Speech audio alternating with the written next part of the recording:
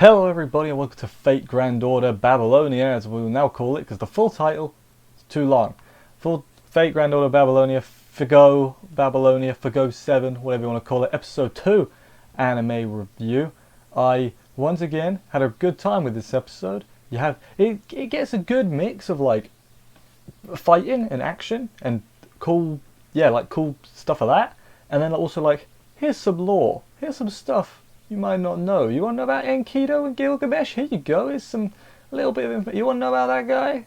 Here's information about that guy. You know, I like the mix it's got. Even if it is being done quite slow, but I think that's a good thing because again, the 21 episodes gives me hope, and what I've seen so far, I've got a lot of hope. It's pretty damn enjoyable, you know. So yeah. Anyway, let's crack on with the episode and see what happened and everything. And yeah. I had a good old time. Let's do this thing. We begin this episode where we left off last week with that big old wall, the Babylonia wall, holding back the demonic beasts. Apparently it's been doing it for like 6 months. I'm going to quick check my notes to make sure that's correct. 6 months, yeah. And then Enkidu says it doesn't matter, they'll go extinct anyway. I think he's talking about the beasts, but he might be talking about the humans because I don't know, but he might be. I assume he's talking about the beasts though. Then they all start heading to a wharf. They run into those people from the end of last week's episode. Again, I'm not going to say people's names until the series says people's names, just to prevent spoilers or whatever. The guy says, Enkidu, you're a problem because at this point in time, you should be dead. And then Enkidu attacks them all.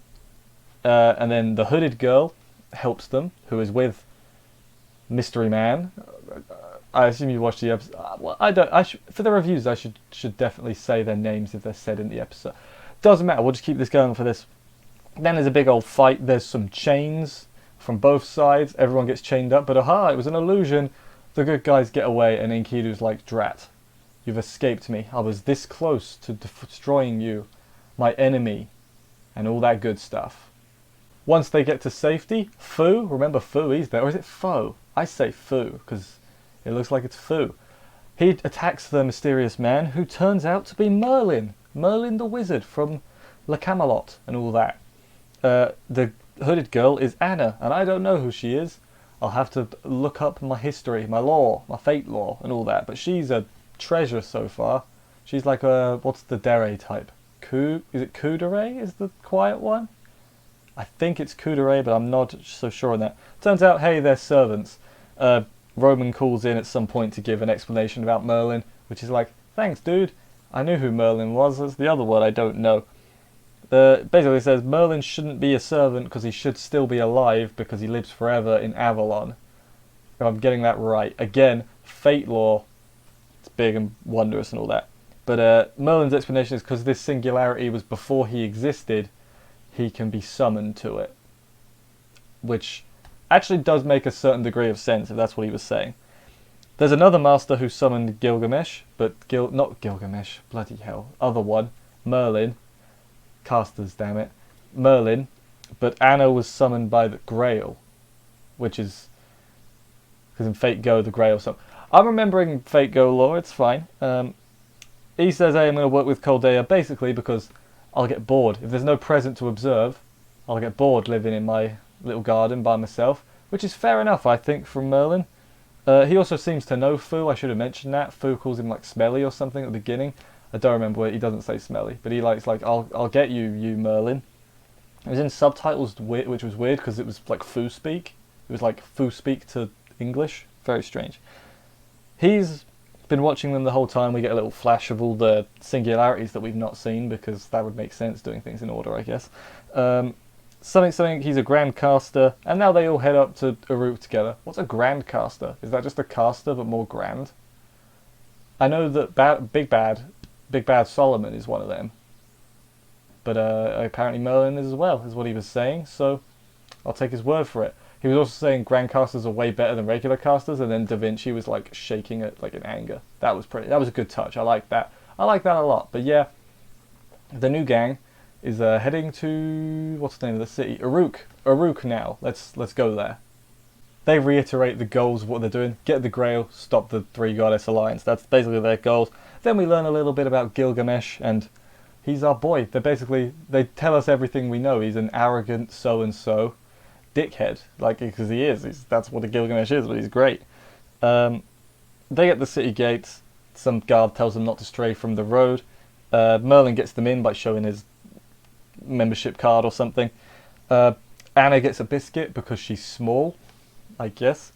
Then they get into a rook and there's a cool like zoom out shot of the whole city. Like that shot a lot. I'm no technical masterclass dude, but I like that shot. Then they go to meet to Gilgamesh, and when we see him, he's doing king things, which was very surprising because he seemed like a proper king and not like a dickhead. And it's Gilgamesh, so that's kind of weird because every other time we've seen him, he's been either a little playful little prankster as a child, as a small Gilgamesh, and then adult Gilgamesh is like a dick. So this Gilgamesh is sort of in the middle. I mean, by which I mean he's competent. He's somewhat serious, but again, they interrupt him. Gilgamesh is like, oh, I understand what's going on. Fight me, bro. And yeah, he's like, I want to fight for I guess it's a duel, a spar. I want to see their strength and their whatever else. Yeah, but yeah, that's where we end the episode. Next week, I guess they're gonna have a little fight with Gilgamesh. If I remember right, this Gilgamesh isn't a servant; he's just a person because this is like his time period. Again, fate lore is a thing. I hope I'm getting most things right. There's probably a few things I'm getting wrong, and I understand that, but hopefully I'm getting quite a lot right because I'm having a bloody good time watching. I'm having a better time watching this than I think I was gonna.